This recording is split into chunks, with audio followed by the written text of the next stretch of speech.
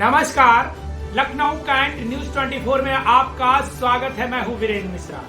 हम दिखाते हैं खबर की सच्चाई।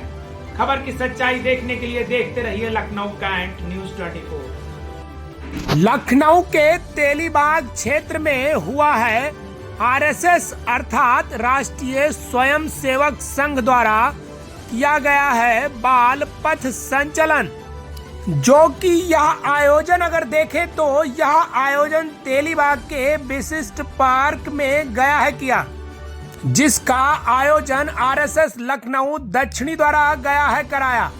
आपको बता दें, इस अवसर पर अगर देखें तो विभाग के माननीय सह विभाग संघ चालक भुवनेश्वर जी ने बच्चों को बौद्धिक ज्ञान देते हुए पद संचलन का कराया है शुभारंभ, जिसमें स्वयं सेवक संघ के तमाम अधिकारी पदाधिकारी रहे हैं उपस्थित। इस आयोजन में अगर देखें तो विभाग प्रचारक लखनऊ विभाग अनिल, भाग संघ चालक दक्षिणी भाग रणवीर सिंह, भाग कार्यवाह लखनऊ दक्षिण भाग धीरेन्द्र, सहभाग कार्यवाह सिद्धार्थ, भाग प्रचारक दक्षिणी भाग अजीत, नगर कार्यवाह वासुदेव नगर विपिन, सह नगर कार्यवाह वासुदेव नगर आदर्श, सह संघ चालक सुभाष नगर कृष्ण मोहन के साथ साथ नगर प्रचारक नमन, वेदांत, मधुमय तथा अजीत रहे हैं उपस्थित। वहीं इस आयोजन में आए हुए बाल सेवकों को ज्ञान देते हुए पथ संचालन का किया गया है शुभारंभ। आइए दिखाते हैं लखनऊ कैंट न्यूज 24 की पूरी रिपोर्ट।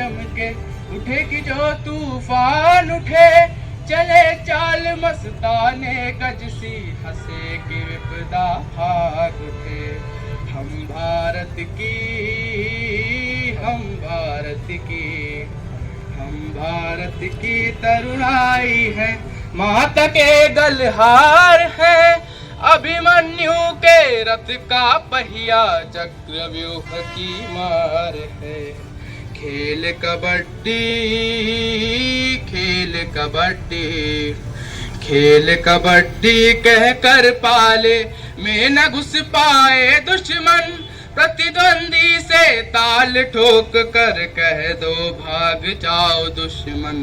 माजी जाके, माजी जाके, माजी जाके वीर शिवा हम राण के अवतार हैं, अभिमन्यु के रथ का पहिया, चक्रव्यूह की मार है।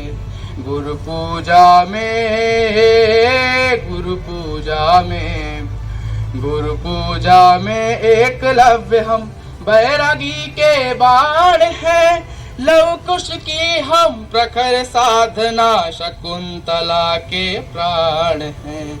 चंद्रगुप्त की, चंद्रगुप्त की, चंद्रगुप्त की दिग्विजयों के हम ही खेवनहार हैं, अभिमन्यु के रथ का पहिया, चक्रव्यूह की मार है। गोरा बादल जयमल पत्ता, भगत सिंह सुखदेव आजाद, केशव की हम ध्येय साधना, माधव बन होती आवाज। आज नहीं तो, आज नहीं तो, आज नहीं तो कल भारत के हम ही पहरेदार हैं, अभिमन्यु के रथ का पहिया, चक्रव्यूह की मार है। उठो जवानों, उठो जवानों, उठो जवानों, हम भारत के स्वाभिमान सरताज हैं, अभिमन्यु के रथ का पहिया, चक्रव्यूह की मार है। अभिमन्यु के रथ का पहिया, चक्रव्यूह की मार है। माननीय भाग संचालक जी, उपस्थित नगर भाग विभाग प्रांत के वरिष्ठ कार्यकर्ता, उपस्थित मातृशक्ति एवं आज जिस कार्यक्रम के निमित्त आप सब लोग उपस्थित हैं, ऐसे हमारे बाल स्वयंसेवक, आपको जैसे जानकारी है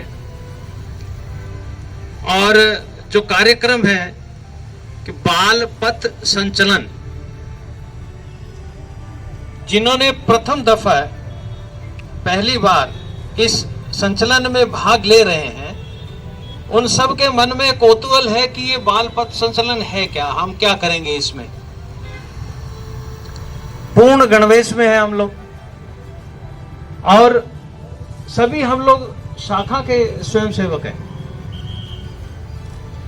हम शाखा पे आते हैं, 60 मिनट के हम कार्यक्रम करते हैं, तो शाखा पे हम सीखते क्या हैं,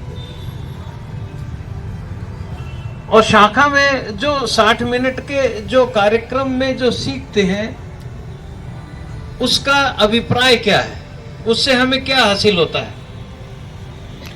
और हम ये शाखा लगाते क्यों हैं। हम लोगों के मन में एक प्रश्न आता है, जिन्हें नहीं मालूम है वह आते हैं और इस शाखा में खेल करते हैं, योग प्राणायाम के जो है वो कुछ कार्यक्रम रहते हैं, गीत होता है, बौद्धिक होता है, कभी कभी समाचार समीक्षा भी होती है, और आखिर में प्रार्थना करते हैं। अब विकीर होती है शाखा और हम लोग चले जाते हैं। तो इस शाखा से हमें मिला क्या और हमने क्या सीखा, और ये हम निरंतर प्रतिदिन जो शाखा जो 60 मिनट की सुबह लगती है या सायं जो विद्यार्थी शाखा लगती है, तो उसमें हम करते क्या है। ये जो शाखा पे जितने हमारे कार्यक्रम हैं वो हमें कठोर अनुशासन के अंदर रहकर एक सुविकसित हमें सिखाया जाता है। अब ये कठोर अनुशासन और आचरण में हमें करना क्या है और क्यों करते हैं। 1925 में जब इस संघ की स्थापना जब हुई थी, आप ही जैसे छोटे छोटे बालक के साथ में परम पूज्य डॉक्टर हेडगेवार ने शाखा की शुरुआत की थी विजयादशमी में, और सबको कुछ, किसी को भी कुछ नहीं पता था कि हम लोग किस लिए बुलाया जा रहा है। डॉक्टर साहब ने सबको कहा आइए हम खेल खेलेंगे। खो खो कबड्डी के साथ में 60 मिनट का खेल खेलना शुरू किया था। 6 महीने पश्चात जिस खेल के लिए हम लोग एकत्रित होते चले गए, हमारी संख्या बढ़ती चली गई। 1926 में इसका नामकरण हुआ राष्ट्रीय स्वयंसेवक संघ। इसके नाम से ही हम लोगों को पता लगता है कि हम क्या हैं। राष्ट्रीय, स्वयंसेवक और संघ, ये 3 शब्द हैं। स्वयंसेवक मतलब हम अपने ही मन से जिस काम के लिए एकत्रित हुए हैं, उन सब का वह संघ जो केवल राष्ट्र के लिए हम लोग कार्यक्रम सारे करते हैं। जिस वक्त संघ की स्थापना हुई थी तब भारत आजाद नहीं था। डॉक्टर साहब के मन में एक प्रश्न हमेशा रहता था। वह एमबीबीएस डॉक्टर थे, कलकत्ता से डॉक्टरी की, परंतु डॉक्टरी के काम करने के बजाय और उनके मन में जो द्वंद्व हमेशा रहता था वो ये था कि हम गुलाम क्यों बने, हम परतंत्र क्यों हुए। 250 से 250 साल तक ये अंग्रेज हैं, इससे पहले मुस्लिम आक्रांता आए और 1026 के पश्चात हम लोग गुलाम बनते चले गए। यानी ऐसा हो गया कि जो मर्जी आए इस देश में घुस जाए और हम लोगों पे राज करके चलता बने। संख्या हमारी ज्यादा, वह गिनती में मुट्ठी भर लोग, लेकिन हम उनके गुलाम हुए और उनका कहना मानने लग गए। डॉक्टर साहब बहुत साल तक लगभग 15 साल तक इस प्रश्न का उत्तर ढूंढते रहे। पूरे देश भर में भ्रमण किया, विद्वान लोगों से बातचीत करते, जगह जगह जाते, परंतु उनको इस प्रश्न का उत्तर नहीं मिला। आखिर जब कई वर्ष हो गए, लोगों से जब मिलना जुलना शुरू किया तो उनके समझ में एक चीज आई, और वह थी कि हमारा जो समाज, जो हिंदुस्तान है, जो हजारों वर्ष पूर्व की संस्कृति है, सभ्यता है, इसमें हम लोग इतने होते हुए भी, बलशाली होते हुए भी, जिनका इतिहास महाराणा प्रताप और शिवाजी जैसे योद्धाओं से भरा पड़ा है, परंतु हम एक नहीं हैं। एक नहीं है अर्थात हम आपस में बटे हुए हैं। और बटे हुए कैसे हैं? हम बटे हुए हैं विभिन्न समुदायों के अंदर। उन समुदाय का नाम था जाति वर्ग, यानी कि मैं ये और तुम वो। तो मैं अलग अपना काम कर रहा हूं, तुम अपना अलग काम कर रहे हो। ऐसे में हम अलग हो गए। जब किसी एक को पिटाई होती थी तो दूसरा खड़े हुए हंसता था कि भाई मेरे ऊपर तो है नहीं, तुम्हारी पिटाई हो रही है। तीसरे दिन दूसरे की जब पिटाई होती तो पहले वाला सोचता जब मेरी पिटाई हो रही थी तो तुम शांत थे, तो मैं क्यों जाऊं। यानी कि दो लोग आके 200 और 2000 2 लाख के ऊपर राज करना शुरू इसी वजह से किया। डॉक्टर साहब के मन में जो ये प्रश्न था, उसके बाद में उनका एक प्रश्न और आया, यदि हम आजाद हो भी गए तो कौन इस बात की गारंटी लेता है कि हम फिर से गुलाम नहीं बनेंगे, क्योंकि हम तो एकजुट थे नहीं। हमारा समाज विकसित था, हमारी संस्कृति हजारों साल पुरानी थी, हमारे संस्कार वर्षों पुराने थे, गुरु पद्धति थी, गुरु के हमारे अंदर महिमा थी। परंतु वो सब ज्ञान लेके जब हम अपने घर में आते थे, तो जैसे ही घर में आते थे तो हमारे अंदर एक कीड़ा आता था कि हम समाज के, हम तो वो हैं और वो है। जब इस प्रश्न का उत्तर डॉक्टर साहब को मिला तो उन्होंने प्रण किया कि इस हिंदू समाज को मुझे एकजुट करना है। और एकजुट क्यों करना है? ताकि ये इतना सशक्त हो जाए कि कोई भी दूसरा देश या दूसरे देश का आक्रांता आके हमारे ऊपर कोई राज करने की तो बात छोड़िए, नजदीक भी ना आए। उनके मन में यह था कि जो काम मुझे करना है वो छोटे के जो बालक हैं, जो बाल हैं, जो युवा है, वहां से शुरुआत करनी पड़ेगी। आप स्कूल जाते हैं, कॉलेज जाते हैं, आपको शिक्षा मिलती है, वही शिक्षा लेके आप बड़े होते हैं।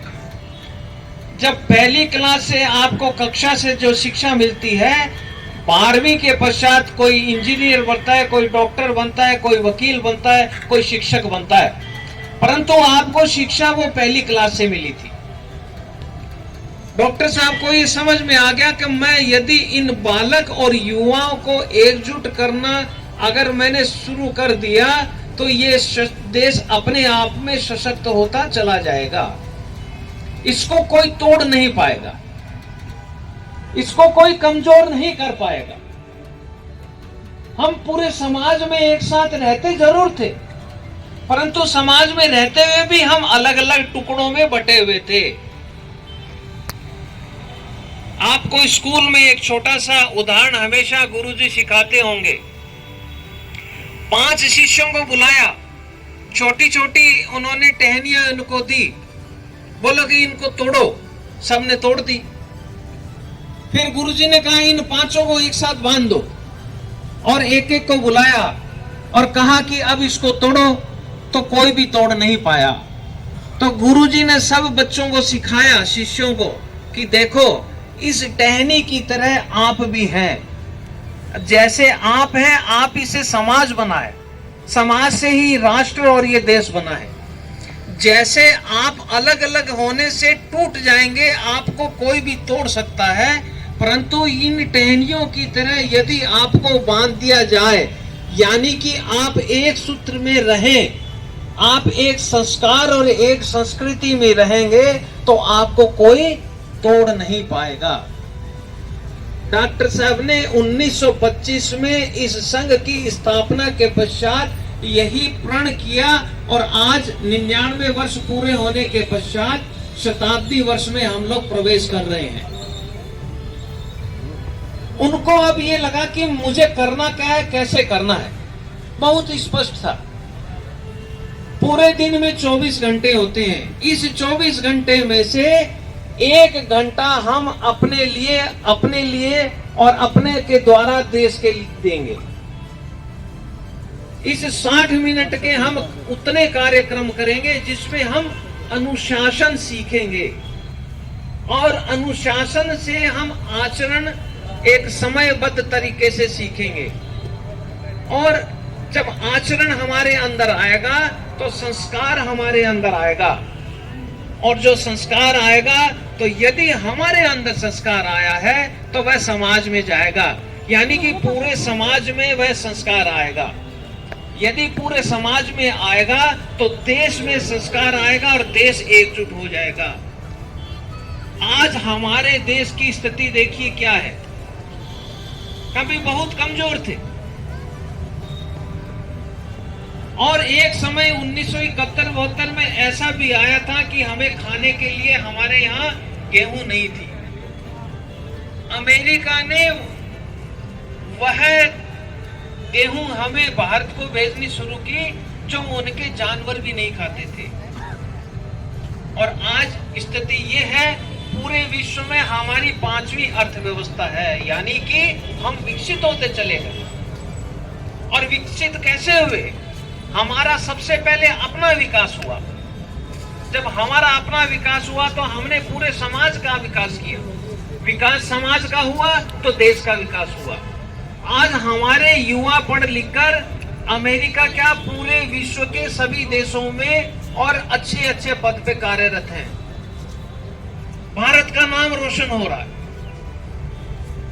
वो जो डॉक्टर साहब ने 1925 में 100 वर्ष पहले सपना देखा था वो पूरा हो रहा है। पूरे वर्ष में 74,000 से ज्यादा शाखाएं लगती हैं। इस शाखा में जो अनुशासन और जो आचरण हम सीखते हैं वही हम समाज को दिखाते हैं, परंतु हम तो शाखा पे रहते हैं। समाज सारे लोग तो आते नहीं है शाखा पे। तो हम समाज को हम क्या करते हैं इस शाखा में आके, लोगों के बीच कौतूहल का विषय है।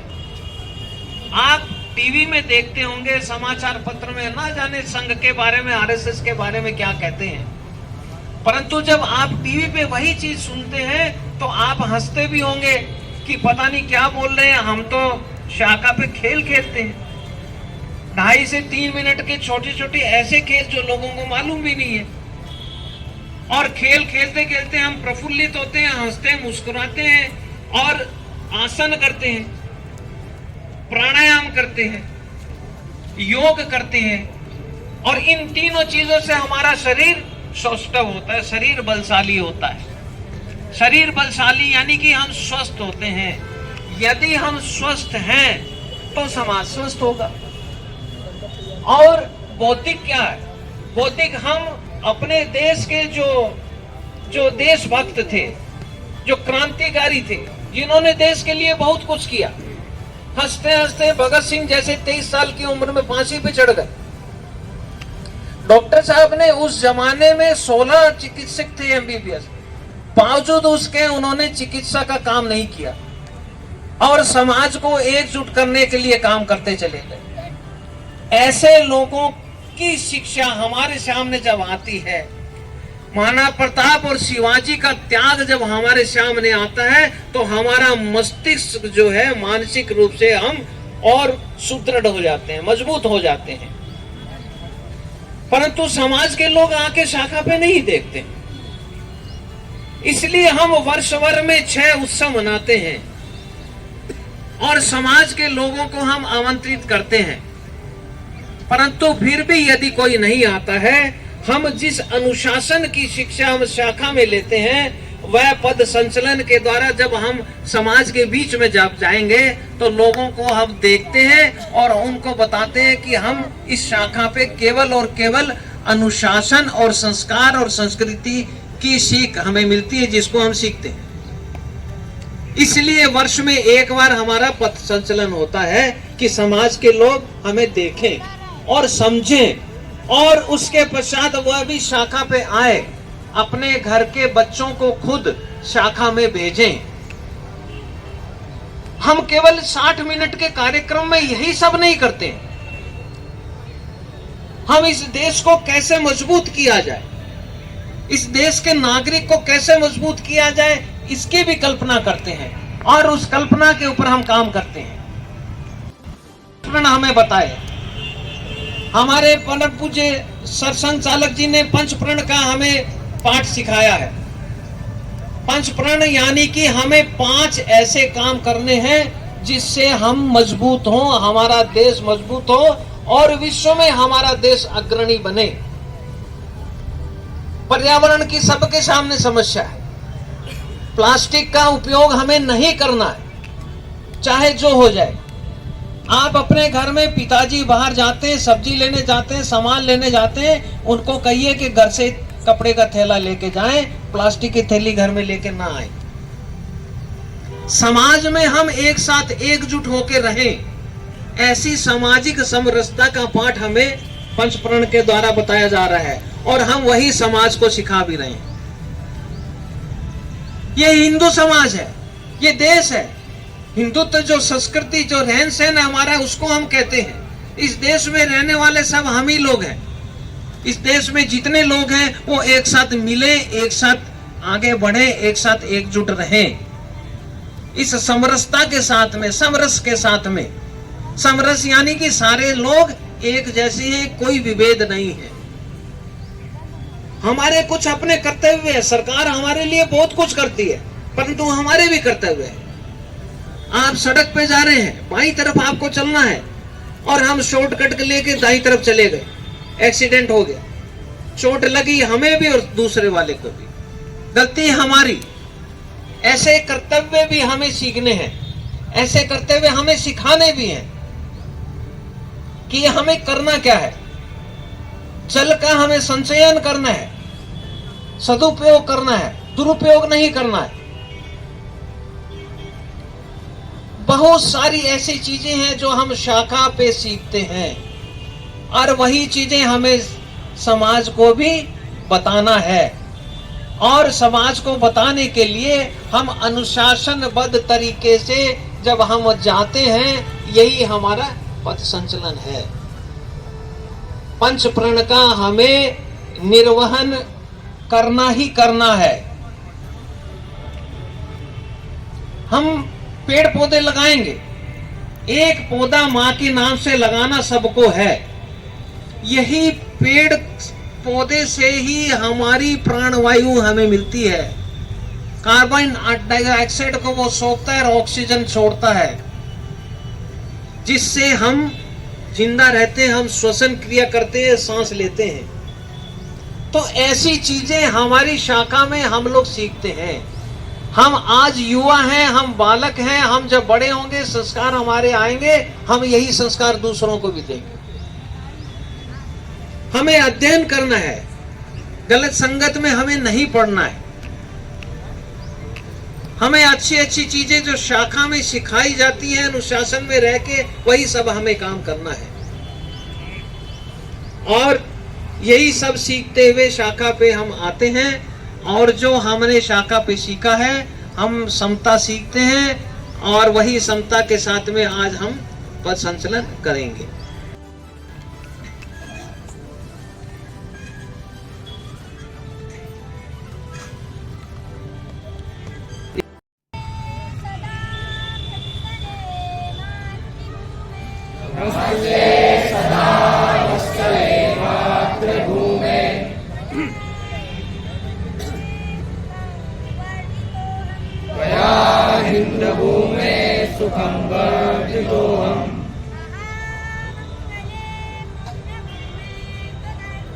महामंगले पुण्यभूमे त्वदर्थे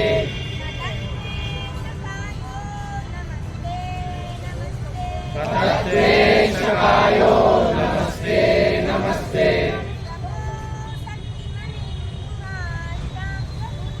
प्रभो शक्तिमन्दिन्दुराशान्तरूपा इमे सादरं त्वां नमामो वयम्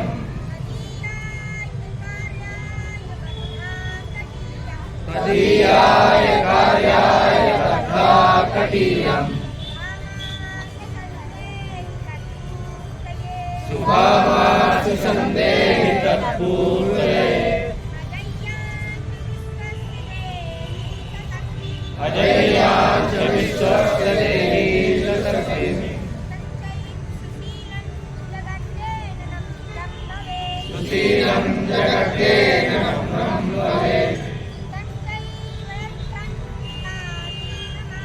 तदञ्चैव यत्कण्टकाकीर्णमार्गम्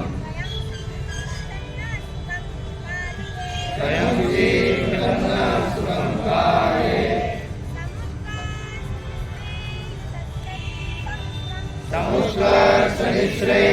समुष्कर्षनिःश्रेयसैकमुग्रम् परं साधनं नाम जीवामृतम् तदन्तायुष्ययादेयनिष्ठा निर्दन्ता प्रजागर्भतीव्रानिशम् विजेत्री चरसंगता राजशक्तिः विधायास्य धर्मस्य संरक्षणम् परं वै भवन्ये कुले स्वराष्ट्रम्